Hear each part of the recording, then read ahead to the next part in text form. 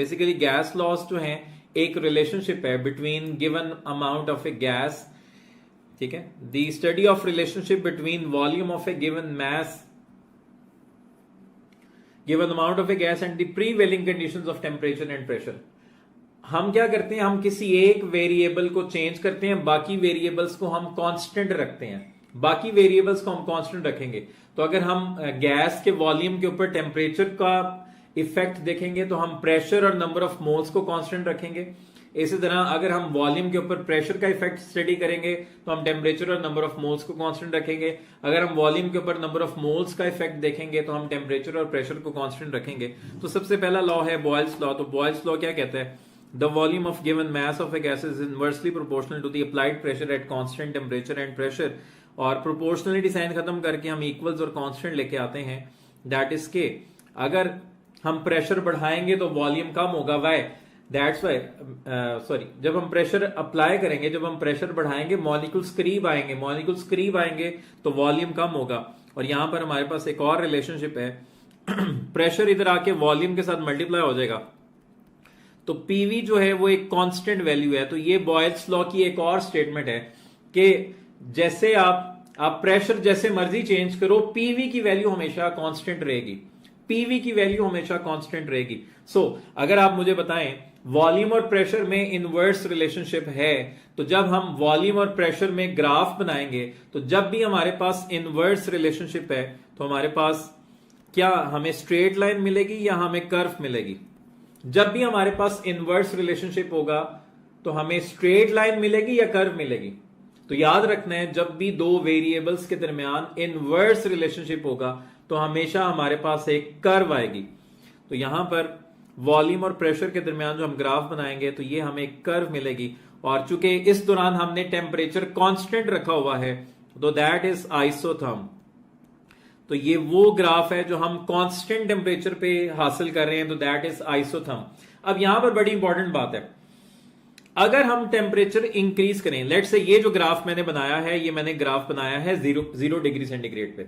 अगर मैं temperature increase करूं और टेम्परेचर इंक्रीज करने के बाद उस टेम्परेचर को कांस्टेंट कर दूं और फिर से एक नया ग्राफ बनाऊं, तो टेम्परेचर इंक्रीज करने के बाद उस टेम्परेचर को हम कांस्टेंट कर दें और उस टेम्परेचर पे एक नया ग्राफ बनाएं, तो वो जो ग्राफ है वो दोनों एक्सिस से अवे मूव कर जाएगा। वाई? तो जब हम टेम्परेचर इंक्रीज करके एक नया ग्राफ बनाते हैं तो फिर बेसिकली टेम्परेचर इंक्रीज करने से क्या होता है, गैस का वॉल्यूम इंक्रीज होता है। तो जब वॉल्यूम इंक्रीज होगा तो ये ग्राफ दोनों एक्सिस से अवे मूव कर जाएगा। सो टेम्परेचर इंक्रीज करने से ये ग्राफ दोनों एक्सिस से अवे मूव कर जाएगा। अच्छा, प्रेशर और वॉल्यूम में इनवर्स रिलेशनशिप है। अगर मैं इन दोनों की पोजीशन चेंज कर दूं तो कोई मसला तो नहीं है?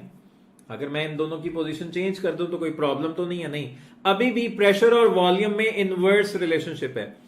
प्रेशर और वॉल्यूम में इनवर्स रिलेशनशिप है, लेकिन प्रेशर और 1/v में डायरेक्ट रिलेशनशिप है।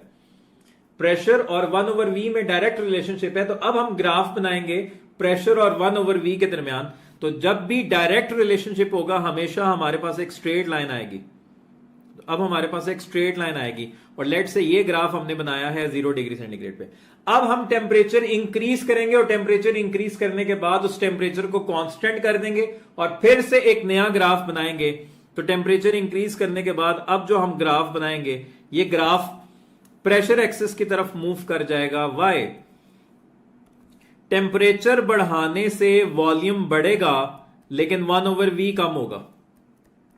अगर पहले वॉल्यूम था 4 और नया वॉल्यूम हो गया 8, तो पहले था 1/4 और अब हो गया 1/8। तो 1/8 बड़ी वैल्यू है या 1/4 बड़ी वैल्यू है? 1/4 जो है वो बड़ी वैल्यू है। तो टेम्परेचर बढ़ाने से वॉल्यूम बढ़ेगा लेकिन 1/v कम हो जाएगा। तो चूंकि 1/v कम हुआ तो आपको नजर आ रहा है यहां पर ये 1/v की मैक्सिमम वैल्यू है और यहां पर ये 1/v की मैक्सिमम वैल्यू है। तो चूंकि टेम्परेचर बढ़ाने से वॉल्यूम बढ़ा और 1/v कम हो गया, तो 1/v कम हुआ तो वो प्रेशर एक्सिस की तरफ मूव कर गया। नेक्स्ट, बॉयल्स लॉ की एक और स्टेटमेंट है कि पीवी की वैल्यू हमेशा कांस्टेंट रहती है। तो हम कह सकते हैं ना कि P1V1 इक्वल है P2V2 के। पीवी की वैल्यू हमेशा कांस्टेंट रहती है। लेट से हमारे पास पीवी की वैल्यू है, लेट से हमारे पास पीवी की वैल्यू है 2 और हम इसके ऊपर प्रेशर का इफेक्ट देखने लगे हैं, तो जब हम प्रेशर बढ़ा रहे हैं पर पीवी की वैल्यू कांस्टेंट रह रही है, तो जब भी हम ग्राफ बनाएंगे पीवी और प्रेशर के दरमियान, तो हमारे पास एक स्ट्रेट लाइन आएगी parallel to the pressure axis. हमारे पास एक स्ट्रेट लाइन आएगी parallel to the pressure axis, यानी कि पीवी की वैल्यू चेंज नहीं होगी। आप प्रेशर जैसे मर्जी चेंज करो, वॉल्यूम इस तरह एडजस्ट होगा कि पीवी की वैल्यू हमेशा कांस्टेंट रहेगी। नेक्स्ट हमारे पास जो लॉ है दैट इज चार्ल्स लॉ। तो चार्ल्स ने रिलेशनशिप स्टडी किया था between volume and absolute temperature.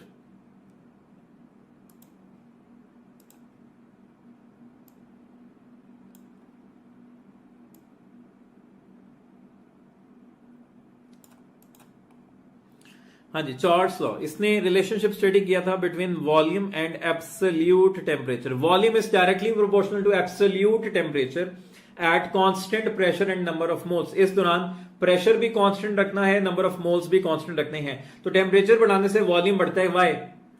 Temperature बढ़ाने से वॉल्यूम बढ़ता है, क्यों? टेम्परेचर कम करने से वॉल्यूम कम होता है, क्यों?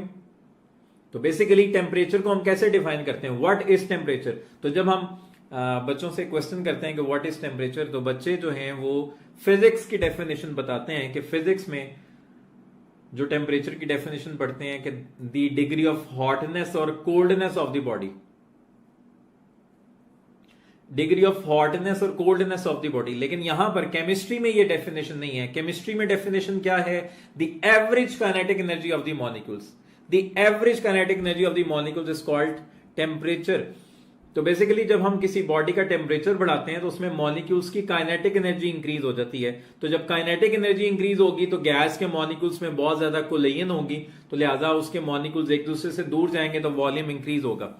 सो प्रोपोर्शनलिटी साइन खत्म करके हम इक्वल्स और कांस्टेंट लेके आएंगे के, और टी इधर आके डिवाइड हो जाएगा। तो v ओवर टी एक कांस्टेंट वैल्यू है, तो इसका मतलब है v1 over t1 is equals to v2 over t2।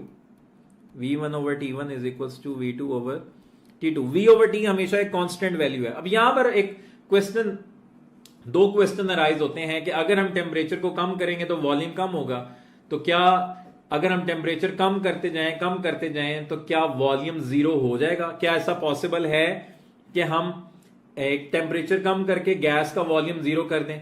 क्या ऐसा पॉसिबल है कि गैस तो एग्जिस्ट करती हो लेकिन उसका वॉल्यूम जीरो हो जाए? दूसरा, टेम्परेचर को मेजर करने के लिए हमारे पास डिफरेंट स्केल्स हैं। हमारे पास सेंटीग्रेड स्केल है, फ़ारेनहाइट स्केल है और केल्विन स्केल है। सेंटीग्रेड स्केल जो है वो 0 डिग्री सेंटीग्रेड से लेके 0 डिग्री सेंटीग्रेड से लेके 100 डिग्री सेंटीग्रेड तक होता है। ये वाटर का फ्रीजिंग पॉइंट है, ये वाटर का बॉइलिंग पॉइंट है। जो केल्विन स्केल है वो 273 केल्विन से लेके 373 केल्विन तक होता है। ये वाटर का फ्रीजिंग पॉइंट है, ये वाटर का बॉइलिंग पॉइंट है। और जो फ़ारेनहाइट स्केल होता है वो इन दोनों से मुख्तलिफ है। इन दोनों में टोटल 100 डिवीजन है, लेकिन जो फ़ारेनहाइट है वो 32 डिग्री फ़ारेनहाइट से 212 डिग्री फ़ारेनहाइट तक होता है। इसमें टोटल 180 डिवीजन है। तो ये जो स्केल है ये बाकियों से मुख्तलिफ है। तो क्वेश्चन ये राइज होता है कि आया टेम्परेचर हम सेंटीग्रेड में लेंगे तो चार्ल्स लॉ एप्लीकेबल है, या टेम्परेचर हम केल्विन में लेंगे तो चार्ल्स लॉ एप्लीकेबल है? टेम्परेचर हम जब केल्विन में लेंगे तो चार्ल्स लॉ एप्लीकेबल है। तो इन क्वेश्चंस के लिए टेम्परेचर का केल्विन में होना बहुत जरूरी है। आपने ये देखना है कि क्या टेम्परेचर वाकई आपने डबल किया है केल्विन में, क्या आपने वाकई डबल किया है? सो चार्ल्स लॉ एप्लीकेबल है केल्विन स्केल के लिए। तो double the volume of a gas from its original volume at 0 degree centigrade. Let's say हमारे पास एक गैस है जिसका वॉल्यूम है 0 डिग्री सेंटीग्रेड या 273 केल्विन पे जो उसका वॉल्यूम है वो 546 सेंटीमीटर क्यूब है। ये वैल्यू आपने याद रखनी है। T should be increased by 273 kelvin और 273 डिग्री सेंटीग्रेड। तो अगर आपने 0 डिग्री सेंटीग्रेड अगर आपके पास टेम्परेचर है और आप ये कहो कि आपने जो है इसका टेम्परेचर डबल करना है, तो केल्विन में आपने डबल करना है। 0 डिग्री सेंटीग्रेड का मतलब है 273 केल्विन, तो 273 का केल्विन क्या होगा? 546 केल्विन। तो अगर आप टेम्परेचर केल्विन में डबल कर रहे हो तो वॉल्यूम डबल होगा। ठीक है, अच्छा 546 केल्विन सेंटीग्रेड में कितना है? इसमें से 273 माइनस कर देंगे तो ये 273 डिग्री सेंटीग्रेड है। तो अगर आपने गैस का वॉल्यूम डबल करना है तो आपने टेम्परेचर को इंक्रीज करना है बाय 273 केल्विन या बाय 273 डिग्री सेंटीग्रेड। ये देखो 0 डिग्री सेंटीग्रेड से आप 273 डिग्री सेंटीग्रेड पे गए हो तो वॉल्यूम डबल हुआ है। तो यानी कि आपने सेंटीग्रेड में टेम्परेचर कितना इंक्रीज किया, 273। केल्विन में भी बेसिकली आप इतना ही इंक्रीज कर रहे हो। ये केल्विन में 273 है, इसमें 273 ऐड कर लिया तो ये 546 केल्विन हो गया। सो ये बात बहुत इंपॉर्टेंट है। इन क्वेश्चंस में टेम्परेचर हमेशा आपने केल्विन में लेना है। तो 546 सेंटीमीटर क्यूब है 273 केल्विन पे और 0 डिग्री सेंटीग्रेड पे। तो अगर आपने वॉल्यूम डबल किया, इसका मतलब है आपको टेम्परेचर केल्विन में डबल करना है। और सेंटीग्रेड में 273, 0 डिग्री सेंटीग्रेड में 273 ऐड करना है, तो यहां पर आपका वॉल्यूम जो है वो डबल हो जाएगा। नेक्स्ट जो हमारे पास जो क्वेश्चन है वो क्या है कि क्या हम टेम्परेचर कम करेंगे तो गैस का वॉल्यूम 0 हो जाएगा? क्या ऐसा पॉसिबल है कि गैस का वॉल्यूम 0 हो जाए? नो, ऐसा पॉसिबल नहीं है, क्योंकि जब हम गैस का टेम्परेचर कम करेंगे, जब हम गैस को कूल करेंगे तो वो लिक्विड में कन्वर्ट हो जाएगी, वो लिक्विड में कन्वर्ट हो जाएगी। तो इसका मतलब है किसी भी गैस के लिए हम वो टेम्परेचर अचीव नहीं कर सकते जिस पर उसका वॉल्यूम 0 हो जाए। इसलिए हम इसको हाइपोथेटिकल टेम्परेचर कहते हैं और इस टेम्परेचर का नाम है एब्सोल्यूट जीरो। इस टेम्परेचर का नाम क्या है? इस टेम्परेचर का नाम है एब्सोल्यूट जीरो। तो एब्सोल्यूट जीरो एक हाइपोथेटिकल टेम्परेचर है।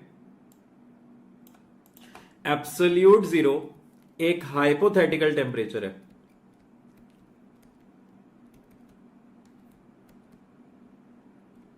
जिस पर किसी गैस का वॉल्यूम 0 हो जाता है। The temperature at which the volume becomes 0 theoretically.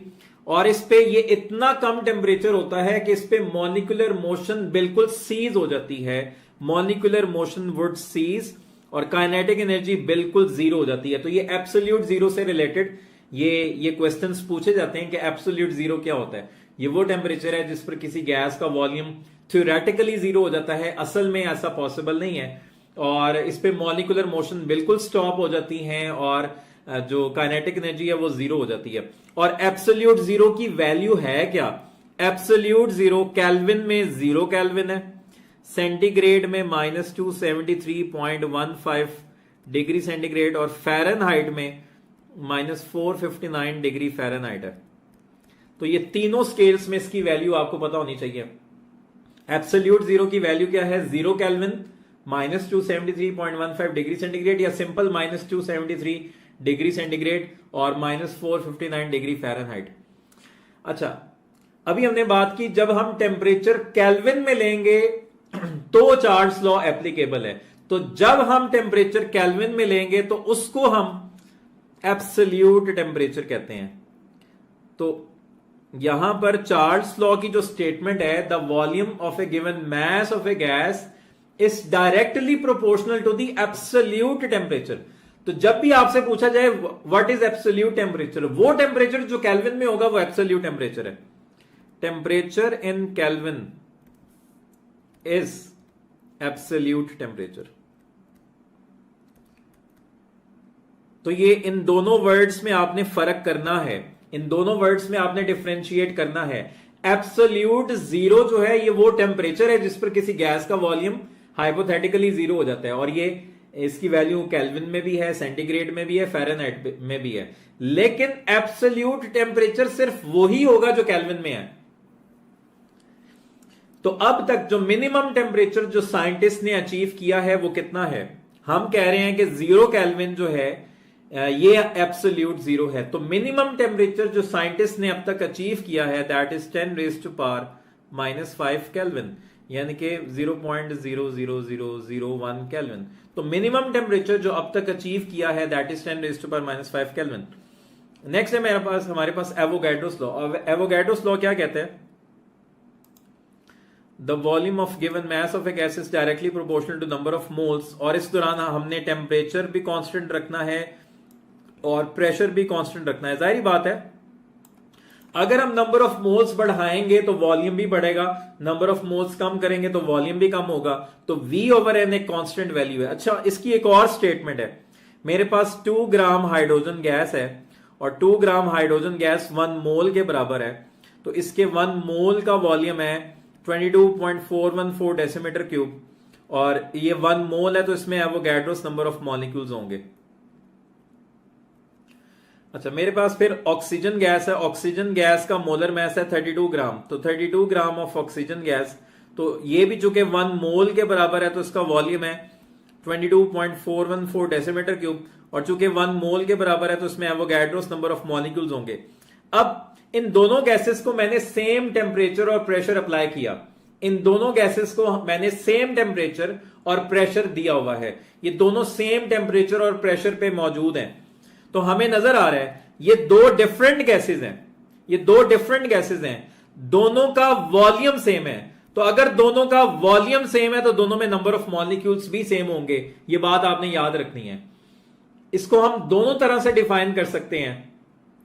दो डिफरेंट गैसेस हैं, अगर दोनों के मॉलिक्यूल सेम है तो दोनों का वॉल्यूम भी सेम होगा, या अगर दोनों का वॉल्यूम सेम है तो दोनों में नंबर ऑफ मॉलिक्यूल्स भी सेम होंगे। अगर वॉल्यूम सेम है तो नंबर ऑफ मॉलिक्यूल्स भी सेम होंगे, अगर मॉलिक्यूल सेम है तो वॉल्यूम भी सेम होगा। Equal volume of all the ideal gases at same temperature and pressure contain equal number of molecules.